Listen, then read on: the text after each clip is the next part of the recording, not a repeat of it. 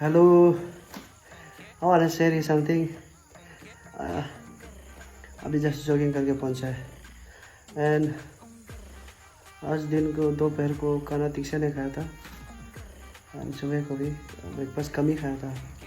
सो शरीर में एनर्जी नहीं था और अभी जब वर्कआउट कर रहा था एक्सेस वर्कआउट कर दिया एंड देन हम इतना थक गया था इट वॉज लाइक मेरा शरीर से मेरा आत्मा निकालने वाला था।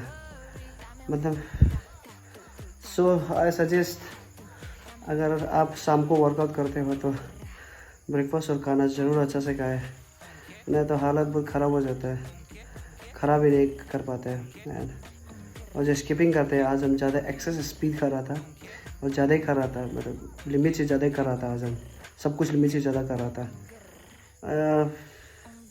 दिमाग पूरा जंग